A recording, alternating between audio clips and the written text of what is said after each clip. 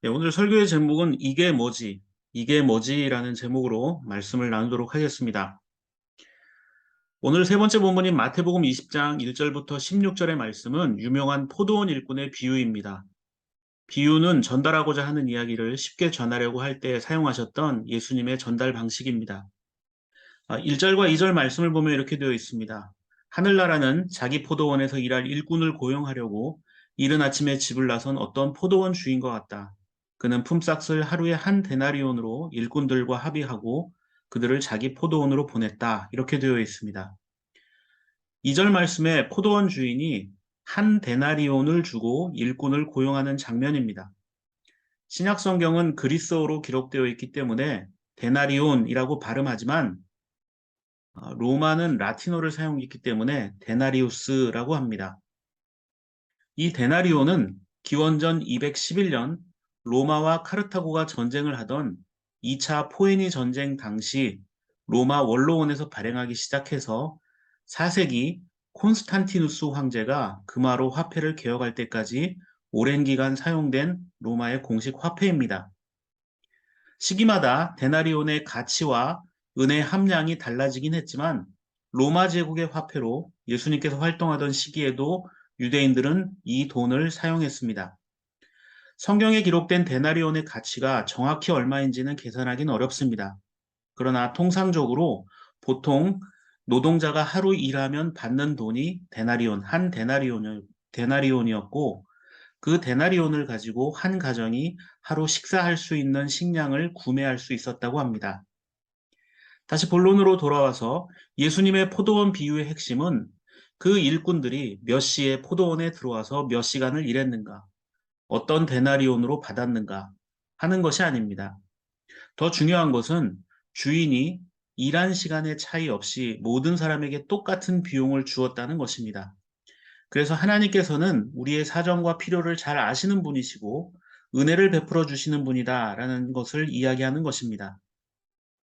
필요한 것을 채워주시는 하나님에 관한 이야기는 오늘 첫 번째 본문인 출애굽기 16장 1절과 15절 말씀에도 동일하게 등장하는 것을 볼 수가 있습니다.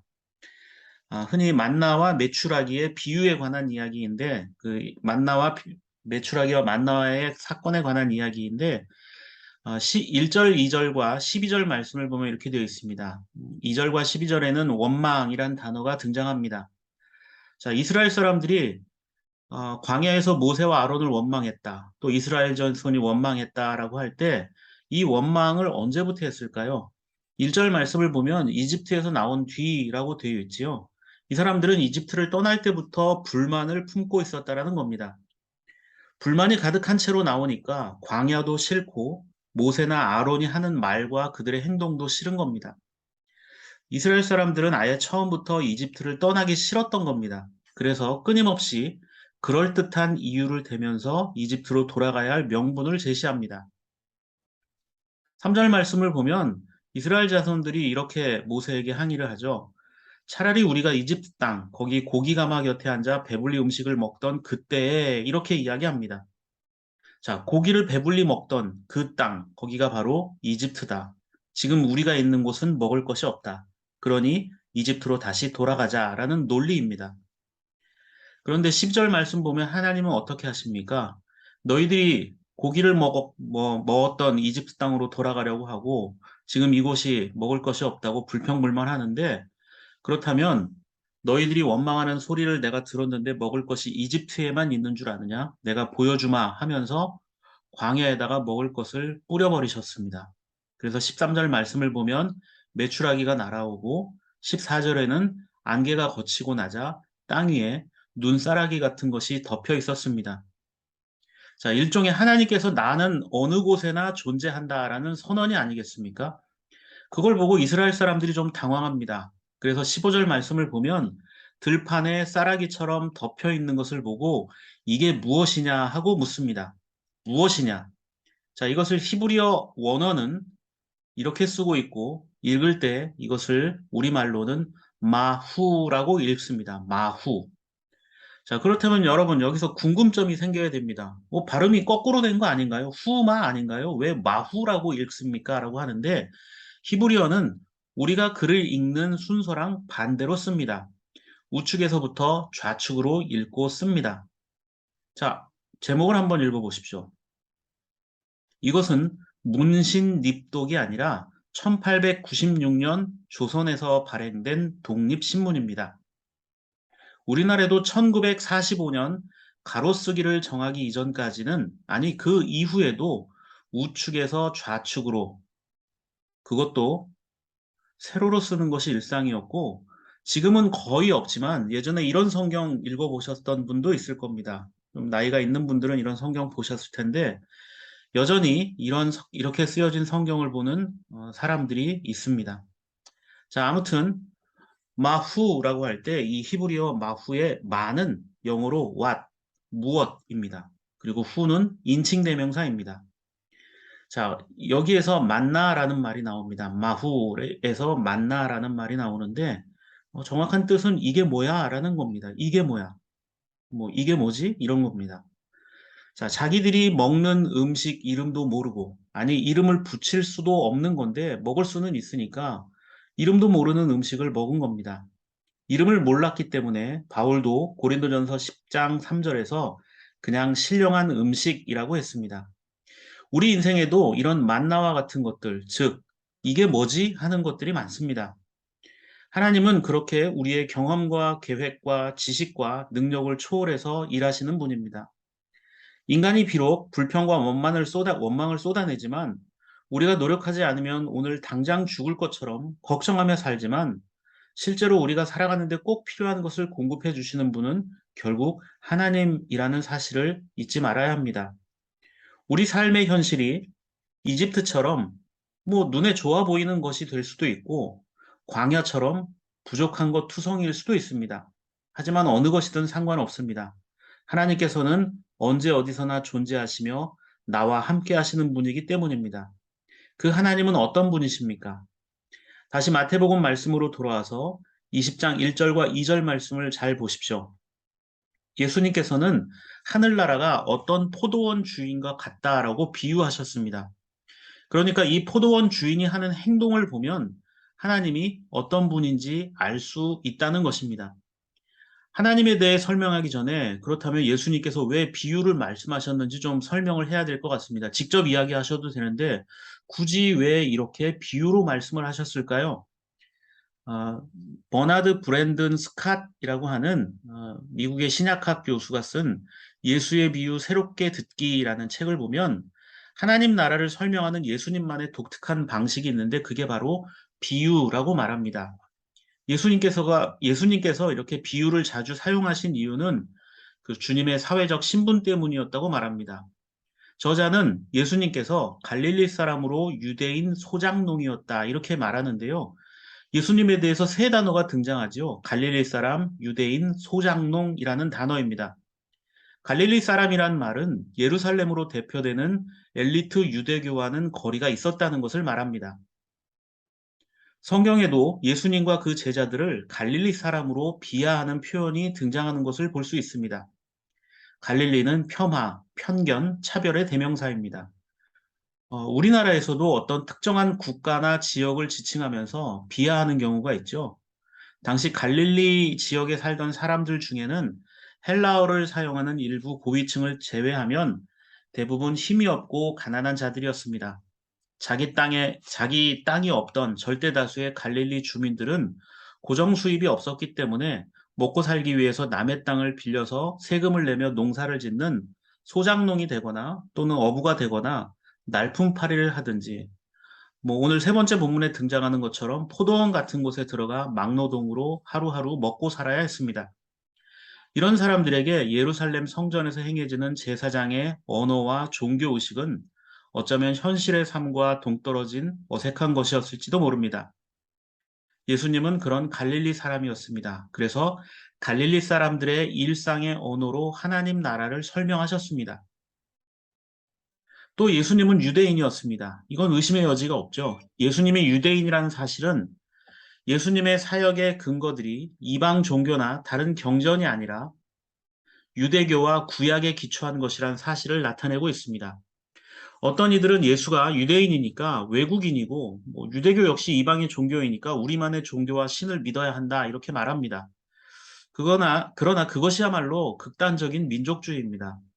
예수님이 유대인이라는 사실은 그가 인간의 한계들을 초월하지 않는 완전한 사람이었다는 것을 말하는 것이지, 예수님이 유대인이었기 때문에 유대인이 우월하다, 선택받았다라는 것은 잘못된 생각입니다. 무엇보다 가장 중요한 예수님의 세 번째 전제는 소작농이었다라는 겁니다. 물론 예수님이 농사를 지었는지 여부는 알 수 없습니다. 저자는 이 소작농이라는 단어를 사회의 밑바닥 출신이라는 의미로 사용합니다. 당연히 예수님은 가난하고 힘도 없었을 뿐만 아니라 심지어 글을 읽고 쓸 수 없는 문맹이었을 가능성도 있다라고 제시합니다. 그러니 예수님을 만나는 사람들 역시 비슷한 처지에 있는 자들이었을 겁니다. 그들에게 하나님의 나라를 전하는 예수님의 방식은 고상한 언어나 어려운 전문 용어가 아니라 바로 가장 쉽고 효과적인 일상의 언어, 그리고 비유였다라는 겁니다. 자, 그 예수님이 전하신 하나님이 어떤 분이었을까요? 마태복음 20장 1절 말씀을 보면 포도원 주인은 아침에 일찍 나가서 일꾼들에게 한 데나리온을 주기로 고용하고 고용을 합니다. 자, 이 포도원 주인이 바로 하나님 나라, 즉 천국과 같다라고 이야기하고 있습니다. 그래서 아침 9시쯤 나가서 장터에서 빈둥거리는 사람들을 고용합니다. 9시 정도, 아침 9시. 하루 종일 일할 수 있는 시간이겠죠. 그런데 이 주인이 일꾼을 모집하는 게 아침에 끝나지 않습니다. 12시에도 가고 오후 3시에도 가고, 그리고 6절과 7절 말씀을 보면 오후 5시까지 일꾼들을 모집합니다. 모두 복수형으로 기록되어 있기 때문에 꽤 많은 사람들을 불러 모았을 겁니다. 심지어 오후 5시는 해가 저물 시간이라 일당을 쳐주기엔 일할 시간이 굉장히 부족할 텐데도 불구하고 사람들을 부릅니다. 이쯤 되면 포도원 주인이 좀 이상한 사람 아닐까라는 생각을 해야 합니다. 이익을 극대화하려면 최소한의 인원으로 아침 일찍 불러서 끝까지 작업을 시켜야 하는데, 사람을 계속 부른다는 건 무언가 계획성도 없어 보일 뿐만이 아니라 무언가 문제가 발생한 게 아닐까, 이상한 사람이 아닐까라는, 뭔가 사정이 있지 않을까라는 생각을 해보게 됩니다. 자, 이러한 이상한 일은 드디어 하루 품삯을 나눠주는 그 시간에 벌어집니다. 일이 다 마치고 저녁이 되었을 때 돈을 나눠주는데, 돈을 나눠주는 방식이 참 특이합니다. 제일 늦게 일을 시작한 사람부터 한 데나리온을 줍니다. 자, 제일 늦게 시작한 사람이 하루 종일 일해야 받을 수 있는 돈을 받았습니다. 그러면 당연히 일찍 와서 일 시작한 사람들은 이거 봐라, 늦게 온 사람, 얼마 일하지 않은 사람이 하루치를 받는구나. 그러면 나는 아침부터 와서 일을 했으니 좀 더 많이 받지 않을까 하는 기대를 갖게 됩니다. 그것이 경험적 공평이라는 겁니다. 경험적 공평. 그런데 1시간밖에 일하지 않은 자들과 똑같이 하루 종일 일한 사람도 한 데나리온만 받았습니다. 11절과 12절을 보십시오. 이스라엘 백성들이 모세에게 그랬던 것처럼 어, 아침부터 와서 일했던 사람이 주인을 원망합니다. 충분히 이해할 수 있죠. 11절에 이 투덜거린다라는 말은 불평하다, 중얼거리다, 원망하다, 비방하다라는 뜻입니다. 이게 비유라서 망정이지 실제로 이런 일이 있다면 폭동이 일어날지도 모릅니다. 그러나 이건 비유입니다. 자, 비유는 전달하고자 하는 핵심이 있다라는 거죠. 자, 노동자들에게, 일했던 사람들에게 이런 식으로 돈을 나눠주는 사람이 하나님이시다. 그렇다면 이 비유의 목적은 하나님이 어떤 분인가를 설명하기 위한 건데, 우리가 볼 때는 야, 이거 그 하나님 불공평하신 분인가? 라고 생각할 수 있습니다. 하지만 하나님은 그렇지 않다라는 걸 이 성경 말씀을 통해서 깨달을 수 있는데요. 자, 15절과 16절을 보십시오. 원망하는 자들을 향해서 주인이 뭐라고 합니까? 내 것을 가지고 내가 하는데 그게 그렇게 당신 돈에 거슬리냐? 자, 신앙인들은 얼핏 보면 관대한 자들처럼 보입니다. 세상 모든 사람들이 구원받아야 한다. 예, 동의합니다. 하나님은 누구나 사랑하고 기다리신다. 동의합니다. 나도 사랑하지만 너도 사랑한다. 이런 말들, 예, 좋아합니다. 그리고 나보다 어려운 이웃을 돕는 것이 당연하다고 기도하고 또 그렇게 말하기도 합니다. 그리고 그러한 일에 기꺼이 헌신하겠다라고도 다짐하고 생각합니다. 또 교회는 그래야 한다고 생각하죠. 그런데 실제로는 어떨까요? 우린 끊임없이 비교하고 교만했다가 좌절했다가를 반복합니다. 내가 하는 것은 불편하다 여깁니다. 왜 나만 해야 하냐라고 생각할 수도 있고, 우리는 아직 여유가 없다라고 말합니다. 뭐, 좀 더 살림이 핀다면, 교회가 좀 더 규모가 커진다면, 좀 더 많은 사람이 모이면, 예산이 좀 더 확보가 된다면, 이런 변명들을 합니다. 그래서 아주 유명한 예수님의 말씀이 나오죠. 16절 말씀을 보시면 이와 같이 꼴찌들이 첫째가 되고 첫째들이 꼴찌가 될 것이다. 여러분, 이 구절을 어떻게 받아들이십니까? 자신을 꼴찌라고 밑바닥이라고 생각하는 사람은 위로를 얻을 수 있겠지만, 난 그래도 좀 열심히 생활했고 하나님을 안다 하는 사람들은 지금까지 내가 쌓아온 시간과 노력한 게 얼만데 하면서 말도 안 된다라고 생각할 수도 있죠. 자, 그런데 이 말씀을 미리 결론을 말씀드리면 이건 어떤 상황이 뒤바뀐다는 뜻이 아니라 하나님께서 공평하게 동일하게 베풀어 주신다라는 뜻으로 해석해야 됩니다. 그래서 모든 사람이 한 데나리온을 받았듯이 어떤 사람이건 먼저 왔던 사람이나 나중 왔던 사람이 한 데나리온씩 받듯 우리에게도 하나님의 은혜는 공평하다, 동등하다라는 것을 설명하는 겁니다. 칼빈도 이 구절을 세상적인 성공이나 실패, 또 신분의 높고 낮음 같은 걸로 비교하는 것이 아니라고 말합니다. 심지어 유대인과 이방인들의 입장이 바뀐다거나 신앙에서 낙오되거나 버림받은 자들과 또 신앙 안에서 견디어 나갈 택한 받은 자들을 비교하는 것도 아니다라고 말해요. 이 칼빈의 해석은 이겁니다. 누구나 겸손하여 자신이 타인들보다 우선적이라 생각하지 말 것이며 타인들도 자기와 공통된 상을 받도록 해야 한다고 주님은 격려하고 계신다.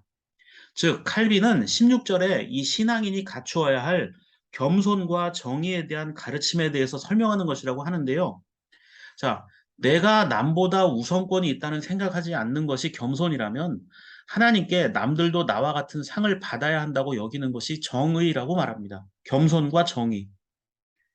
그렇습니다. 하나님이 원하시는 정의나 공정함이란 세상적인 가치로 비교하고 평가할 수 있는 것이 아닙니다. 자, 그렇다면 하나님의 정의가 무엇일까요? 자, 하나님의 마음을 알 수 있는 곳으로 다시 마태복음 20장 3절 말씀을 보십시오. 3절을 보면 장터에서 빈둥거리고 사람들이 서 있었다 이렇게 되어 있죠. 빈둥거린다라는 말은 좋은 뜻이 아닙니다. 너 왜 이렇게 빈둥거려? 그러면 좋은 뜻이 아니에요. 사전을 찾아보면 이 빈둥댄다라는 말은 아무 일도 하지 않고 자꾸 게으름을 피우며 놀기만 한다라는 뜻으로 되어 있습니다. 말 그대로 지금 장터에 있는 사람들은 그냥 게으른 사람들로 보아야 합니다. 자, 여타의 다른 성경 번역들도 대부분 부정적인 번역입니다. 그래서 개역개정 성경에는 놀고 있는, 또 공동 번역은 할 일 없이, 또 NIV 성경은 아무것도 안 하고 낭비하는 뜻의 doing nothing, 또 게으른 실직 상태라는 뜻의 킹제임스 성경은 아이들로 번역합니다. 그런데 저는 조금 다른 관점에서 이 빈둥거리는 사람들을 해석해 보고 싶습니다. 그들이 빈둥거리고 있었던 장소가 어디일까요? 빈둥거리던 장소, 바로 장터라고 나옵니다. 장터에서. 자, 장터로 번역된 단어는 헬라어로 아고라라고 이야기합니다. 아고라. 자, 아고라는 사람들이 많이 모이는 곳입니다. 일종의 시장입니다. 시장. 물건을 팔고 사는. 그래서 고대 중동 지역의 유적이나 또 유럽의 역사적으로 오래된 도시들을 가보면 그 도시에서 가장 중요한 곳에 이런 광장들이 있습니다. 일종의 장터이고 사람들이 많이 모이는 곳입니다. 이게 중심지입니다. 사람들이 많이 모이기 때문에 뭐 토론도 하고 물건도 사고 팔고 또 근로자들이 와서 일감을 구하기도 하는 것이고 노동자를 채용하는 곳이기도 합니다. 만약 여러분이 농장을 가지고 일꾼을 채용하려 한다면 이 장터로 나가야 됩니다. 그런데 장터에 나가서 여러분들이 우리 포도원에서 일할 사람을 뽑겠다 할 때 어떤 사람을 뽑아오겠습니까? 이런저런 기준을 가지고 일꾼을 선발하겠죠. 권장하고 또 기왕이면 이 포도원에서 일했던 경험이 있는 유경험자를 여러분들 뽑으려 할 겁니다. 아무 경험도 없고 몸도 약해 보이고 무언가 도움이 될 것 같지 않다. 금방 쓰러질 것 같다. 일하다가 도망갈 것 같다. 그러면 여러분들 그런 사람 뽑아올까요? 그렇지 않겠죠. 그냥 뭔가 좀 확실하고 믿을 만한 나의 기준을 가지고 선발해 올 겁니다. 그렇게 된다면 상대적으로 몸이 약하거나 나이가 많거나 또는 몸에 장애가 있는 사람들은 선발되지 못하고 계속해서 남게 될 겁니다. 그래서 3절과 6절에 등장하는 이 빈둥거린다라는 말이 부정적 의미라고 제가 말씀드렸는데 헬라어 단어 역시 부정적입니다. 이 알고스라는 단어, 빈둥거린다는 말을 알고스라는 단어를 쓰는데요. 이 알고스라는 단어는 부정접두어 아에 어떤 행동, 행위, 일, 업무, 작업을 의미하는 엘고온이 합쳐진 단어가 알고스, 즉 행동이 뭐 없다 또는 행위가 없다, 일을 못한다, 업무, 작업을 할 수 없다라는 뜻의 빈둥거림이란 말로 번역이 됩니다. 그러니까 이 알고스란 말은 어떤 일이나 행동이 부자연스러운 걸 말합니다. 그런데 적어도 그 사람들이 시장까지 나왔다라고 할 때는 일할 마음까지 없는 자들은 아니었을 겁니다. 마음이 있는데 몸이 따르지 않는 자들이 아니었을까요? 일을 못하면 사람이 많으니까 구걸이라도 하려고 나왔던 것은 아니었겠습니까? 그래서 늦은 시간까지 장터에 남아서 일을 구하지 못한 자들은 어쩌면 게으른 자들이 아니라 노인이나 질병이 있는 자들이나 또는 장애가 있는 자들이 아니었겠습니까?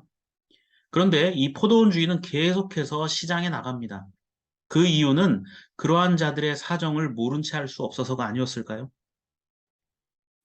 몸이 불편한 사람에겐 건강한 사람이 잠깐이면 할 수 있는 일을 어쩌면 하루 종일 해야 하는 것일지도 모릅니다. 그래서 기다려준 것일 수도 있습니다. 적어도 공짜로 거지처럼 적선받는 것이 아니라 무언가 대가를 얻을 수 있도록 해주기 위함이었을 겁니다. 그것이 바로 하나님의 마음이 아니겠습니까? 우리도 마찬가지입니다. 우리의 마음과 달리 세상살이가 쉽지 않습니다. 다른 사람들은 다 문제없이 살아가고 있는 것 같지만 나만 자꾸 뒤처지고 있는 것 같습니다. 그럴 땐 누군가 내 사정을 봐줬으면 좋겠다 생각합니다. 하지만 반대로 내가 무언가를 하고 있을 때 좀 능력 없어 보이고 도움이 될 것 같지 않은 사람이 눈에 보이면 불편해합니다. 아, 왜 저 사람은 저런 식으로 도움이 안 되게 행동할까? 자, 우리 사는 세상은 그렇습니다. 내 눈에 보이는 그 빈둥거림이 어쩌면 나에게도 적용되는 단어가 될 수도 있다는 생각을 해보아야 합니다.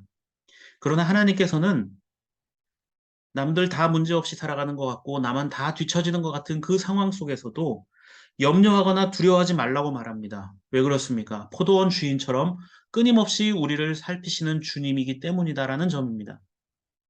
우리를 그렇게 긍휼히 여기시고 눈여겨보시는 그 주님을 믿고 주님께서 원하시는 그 겸손과 정의를 가지고 삶을 살아가는 저와 여러분들의 삶의 모습이 되기를 바랍니다.